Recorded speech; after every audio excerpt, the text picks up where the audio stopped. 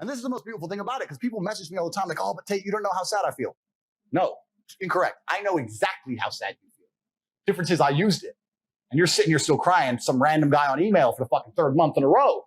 That's the difference between you and me, my friend. I was becoming a world champion kickboxer. I got to a point into it. People often talk about depression and say I don't understand it. I will say, listen, there's been times in my life where I was fully functional as an adult. I would never label myself depressed because I don't believe in the idea of labeling myself in a negative, because I don't believe in things that take power from me, which we'll talk about in a second. But there's been times in my life where I didn't give a fuck if I lived or died. There's been times in my life where I went to fight a man for money, and I didn't give a shit if I lost and even woke up again. Didn't give a fuck. I had nothing worth living for. I was brokey, didn't have a girlfriend, didn't have any fucking money, got a 2-day call to fight some world champion, had to lose 10 kilos in 2 days, had nothing else going for me, got on a plane to Dagestan and fucking won. There's been times I've done that. By all conventional wisdom, I was depressed. I was suicidal. But I was just like, no, I don't give a shit. And that's when I was at my most powerful. Now if I get that call, I'm like, bro, I got a new car outside and shit. I'm not going to Dagestan, bro. Going to where? Sorry, how much money? Nah. But back then I was like, yeah, cool. Who is he? Oh, this guy. All right, fine. I didn't give a fuck. I was most powerful when I was sad, when I was depressed, when all these things. Mm-hmm. And the difference was the framing. It was the framing of it. Does that make sense? Yeah, you know where you take me to?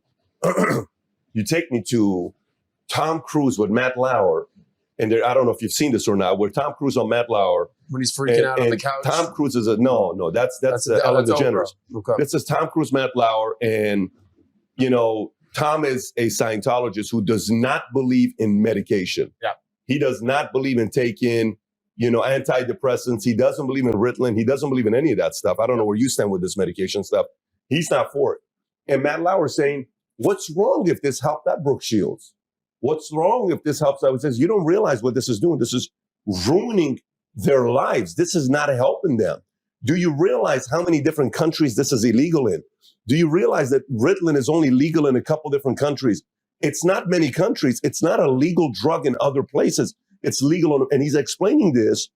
And believe it or not, afterwards, they pinned Tom Cruise to be almost an asshole, like a misogynist. Like, of course, what does it matter with you? Insensitive. You're not passionate. You're not somebody that cares about another person. Years later, Tom Cruise looks like the hero, but in the heat of the moment, he didn't come out really good, right? So we're living in an era where you're right. A part of it is, hey, you're not feeling good, you're depressed.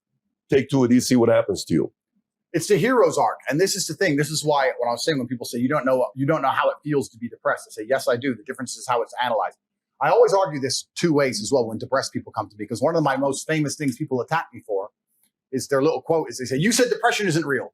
What about the men who kills themselves? You don't care about men's mental health. We've already discussed how I care more about men's mental health than these people who fucking pretend they do. That's the first thing.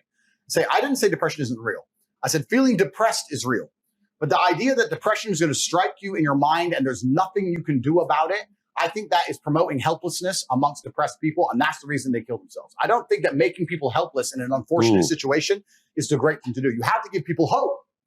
And I explained that when you believe in something, you give it power. So I tried to say that when I felt at my lowest and I achieved the most I've ever achieved in my life, the reason I was capable of doing that is because I didn't believe in the paradigm of being a depressed person. I just believed that this is how I currently feel, and fuck it, I'm going to do whatever it takes to get my life to be better. And I gave a very simple example, an analogy. I said, if you take 2 people, one believes in ghosts and one doesn't.